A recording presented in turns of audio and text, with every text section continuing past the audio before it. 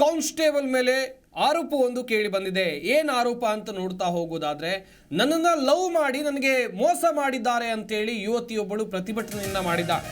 ಮದುವೆ ಆಗುವಂತೆ ಪೊಲೀಸ್ ಠಾಣೆ ಮುಂದೆ ಪ್ರತಿಭಟನೆಯನ್ನ ಮಾಡಿರೋದು ಯುವತಿ ಬರ್ತಾ ಇದ್ದಂತೆ ಆರೋಪಿ ಕಾನ್ಸ್ಟೇಬಲ್ ಪರಾರಿಯಾಗಿದ್ದಾರೆ.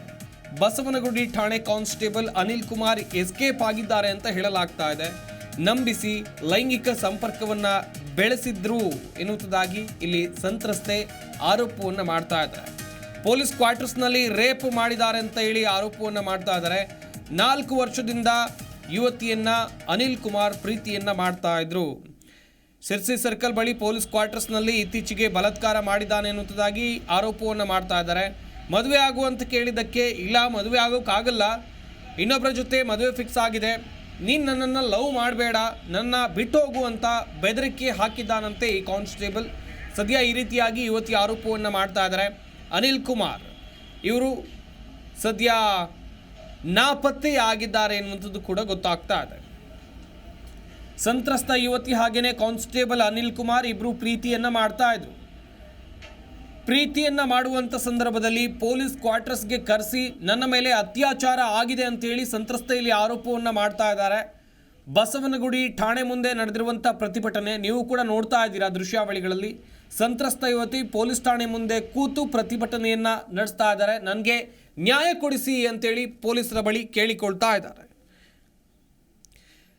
ಈ ಬಗ್ಗೆ ಇನ್ನಷ್ಟು ಮಾಹಿತಿಯನ್ನು ಕೊಡ್ತಾರೆ ನಮ್ಮ ಪ್ರತಿನಿಧಿ ವಿಶ್ವನಾಥ್. ದೂರವಾಣಿ ಸಂಪರ್ಕದಲ್ಲಿ ಜಾಯ್ನ್ ಆಗ್ತಾ ಇದ್ದಾರೆ. ವಿಶ್ವನಾಥ್, ಲವ್ ಮಾಡಿ ಯುವತಿಗೆ ಕೈ ಕೊಟ್ಟಿದ್ದಾರೆ ಪೊಲೀಸ್ ಕಾನ್ಸ್ಟೇಬಲ್ ಎನ್ನುವಂಥ ಆರೋಪ, ಪ್ರಕರಣದ ಬಗ್ಗೆ ಹೆಚ್ಚಿನ ಮಾಹಿತಿಯನ್ನು ಕೊಡ್ತಾ ಹೋಗೋದಾದ್ರೆ ವಿಶ್ವನಾಥ್.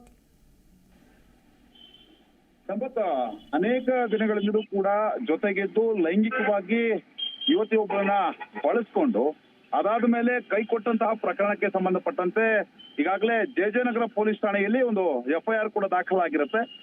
ಅಂದ್ರೆ 2023 ಕಳೆದ ವರ್ಷ ಈ ಒಂದು FIR ಕೂಡ ದಾಖಲಾಗಿತ್ತು. ಈ ಸಂಬಂಧ ಪೊಲೀಸರು ಕೂಡ ತನಿಖೆಯನ್ನು ನಡೆಸಿತ್ತು. ಅದಾದ್ಮೇಲೆ ಬಸವನಗುಡಿ ಪೊಲೀಸ್ ಠಾಣೆಯಲ್ಲಿಯೇ ಕರ್ತವ್ಯ ನಿರ್ವಹಿಸ್ತಾ ಇದ್ದಂತಹ ಅನಿಲ್ ಕುಮಾರ್ ಮೇಲೆ ಗಂಭೀರವಾದಂತಹ ಆರೋಪವನ್ನು ಕೂಡ ಯುವತಿ ಮಾಡಿದ್ದು.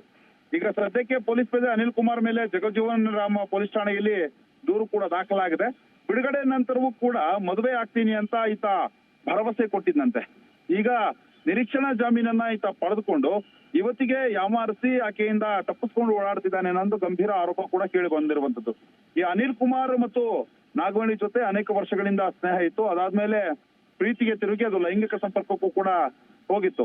ಈಗ ಸದ್ಯಕ್ಕೆ ಮದುವೆ ಆಗ್ತೇನೆ ಅಂತ ಹೇಳಿ ಈತ ಕೈ ಕೊಟ್ಟಿದ್ದಾನೆ, ನನಗೆ ಬೇರೆ ಮದುವೆ ಫಿಕ್ಸ್ ಆಗಿದೆ, ನೀನು ಬೇರೆ ಮದುವೆ ಆಗು ಅಂತ ಹೇಳ್ತಾ ಇದ್ದಾನೆ ಅಂತ ಆರೋಪಿಸಿ ಯುವತಿ ಈಗಾಗಲೇ ಪೊಲೀಸ್ ಠಾಣೆಗಳಿಗೂ ಕೂಡ ಓಡಾಡ್ತಾ ಇರುವಂತದ್ದು. ಸದ್ಯಕ್ಕೆ ಅನಿಲ್ ಕುಮಾರ್ ಏನಿದ್ದಾನೆ, ಈಕೆ ಸಂತ್ರಸ್ತೆ ಈ ಒಂದು ಸ್ಟೇಷನ್ ಬಳಿ ಹೋದ ತಕ್ಷಣನೇ ಅಲ್ಲಿಂದ ಎಸ್ಕೇಪ್ ಆಗಿದ್ದಾನೆ ಅನ್ನೋದು ಮಾಹಿತಿ ಕೂಡ ಇರುವಂತದ್ದು. ಸಿರ್ಸಿ ಸರ್ಕಲ್ ಬಳಿ ಇರುವಂತಹ ಪೊಲೀಸ್ ಕ್ವಾರ್ಟರ್ಸ್ ನಲ್ಲಿ ಇತ್ತೀಚೆಗೆ ಮತ್ತೊಮ್ಮೆ ಲೈಂಗಿಕ ಸಂಪರ್ಕ ಬೆಳೆಸಿದ್ದಾನೆ. ಮದುವೆ ಆಗುವಂತ ಕೇಳಿದಕ್ಕೆ ಈಗ ಮದುವೆ ಆಗೋಲ್ಲ, ಇನ್ನೊಬ್ಬರ ಜೊತೆ ಮದುವೆ ಫಿಕ್ಸ್ ಆಗಿದೆ ಅಂತ ಬೆದರಿಕೆ ಹಾಕಿದ್ದಾನೆ ಅಂತ ಈ ಅನಿಲ್ ಕುಮಾರ್ ವಿರುದ್ಧ ಈಗ ನಾಗವಣಿ ಚಿತ್ರದುರ್ಗ ಮೂಲದವ್ರು ಏನಿದ್ದಾರೆ ಇವ್ರು ಗಂಭೀರವಾದ ಆರೋಪವನ್ನು ಕೂಡ ಮಾಡಿರುವಂತದ್ದು.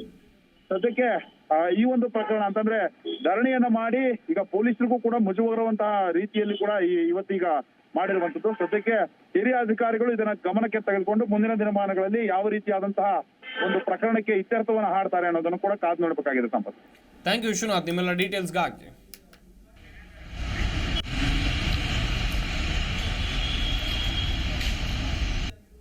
ನಿಮ್ಮ ಜಿ ಕನ್ನಡ ನ್ಯೂಸ್ ಚಾನೆಲ್ ಈಗ Sun Direct number 292, U Digital number 162, City Cable number 51, GTPL number 17, Abhishek cable number 821, Rockline telecommunication number 51, Shri Basaveshwara cable number 60, Vinayaka digital number 53 ನೆಟ್ವರ್ಕ್ಗಳಲ್ಲಿ ಲಭ್ಯ.